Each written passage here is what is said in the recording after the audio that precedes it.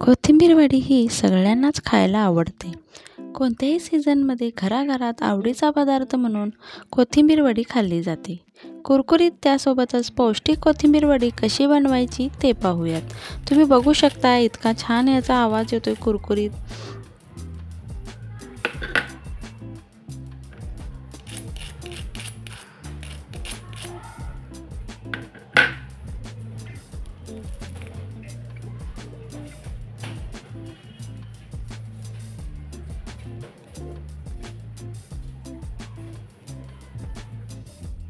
कोथिंबीर वडे बनवण्यासाठी मी इथे एक मोठी जुडी कोथिंबीर घेतली आहे.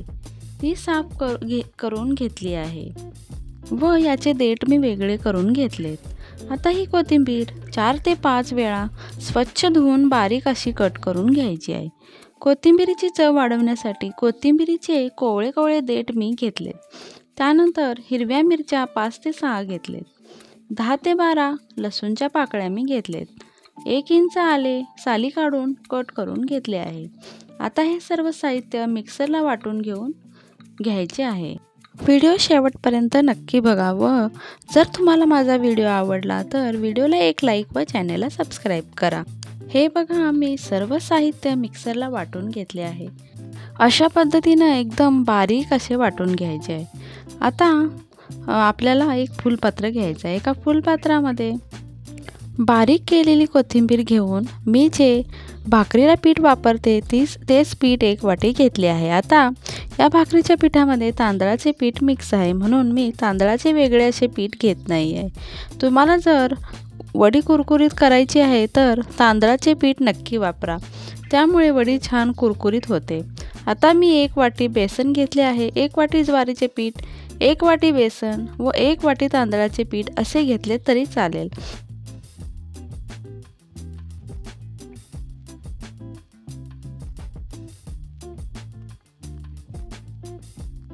त्यानंतर 1 चमचा हळद घालायची आहे. 1 चमचा मीठ घालायचे आहे.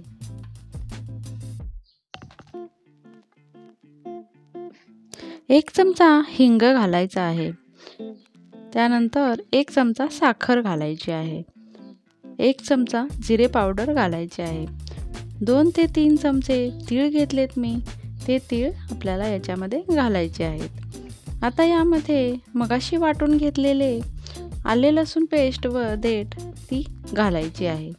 आता हे सर्व साहित्य मिक्स करून घ्यायचे आहे. मिक्स करून झाल्यानंतर थोडं थोडं पाणी घालून घट्ट असे पीठ मळून घ्यायचे आहे. जसे आपण चपातीला पीठ मळतो तसेच मळायचे आहे, पण थोडेसे घट्ट असे मळायचे आहे.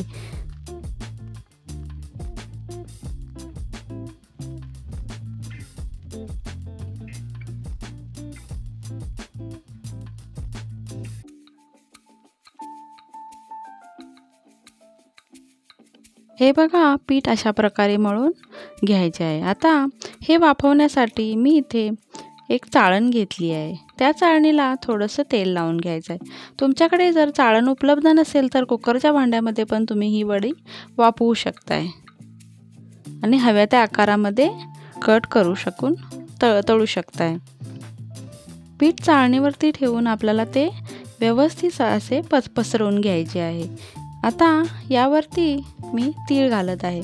मी तीळ थोडे जास्तच घातले आहेत. तुम्हाला जर आवडत नसतील तर थोडे कमी घातले तरी चालेल. आणि नंतर हाताने थोडेसे असे थापून घ्यायचे आहेत म्हणजे तीळ तेलामध्ये सुटणार नाहीत. हे वडीचे पीठ वाफवण्यासाठी एक मोठ्या आकाराचे भांडे आपल्याला घ्यायचे आहे, ज्यामध्ये चाळण व्यवस्थित बसेल असे मी भांडे घेतले आहे. आणि त्यामध्ये मी ही चाळण ठेवून त्यावरती झाकण लावून 20 मिनिटांसाठी चांगले वाफवून घ्यायचे आहेत.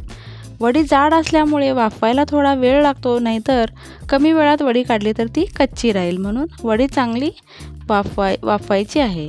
हे बघा छान अशी वडी वाफवून झालेली आहे आणि थंड पण करून घेतले. थंड झाल्यानंतर आपल्याला सुरीच्या साहाय्याने याच्या वड्या पाडून घ्यायच्या आहेत. छान अशा चौकोनी आकाराच्या मी वड्या पाडत आहे.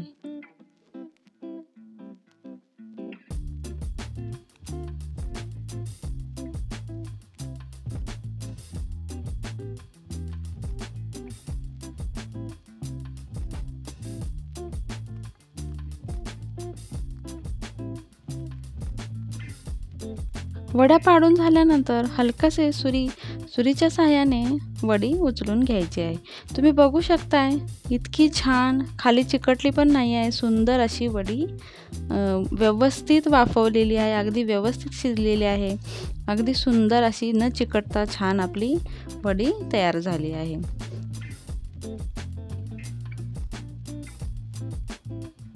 मी हातानेच वड्या अगदी अलगद काढते, तुम्ही बघू शकताय. म्हणजे व्यवस्थित आपलं पीठ छान शिजलेलं आहे.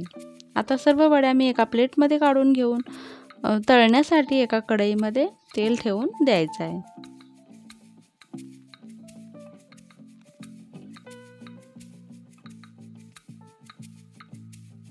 एका कढईमध्ये मी तेल घेतलंय.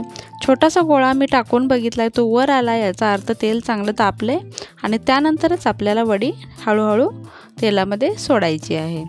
5 ते 6 वड्या मी तेलामध्ये सोडलेत आणि व्यवस्थित अशा आपल्याला त्या तळून घ्यायच्या आहेत. 2 ते 3 मिनिटं झाल्यानंतर वडी आपल्याला परतून घ्यायची आहे.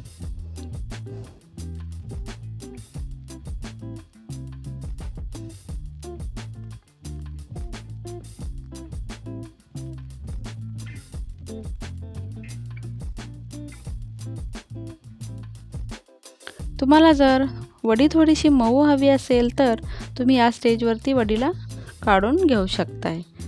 अगदी व्यवस्थित छान असा कलर येतोय. अजून थोडी आपल्याला फ्राय करायची आहे. ही बघा, अगदी छान कुरकुरीत वडी तयार झाली आहे. तुम्ही ही वडी नक्की करून बघा आणि वडी कशी झाली होती ही कमेंटमध्ये मला सांगा.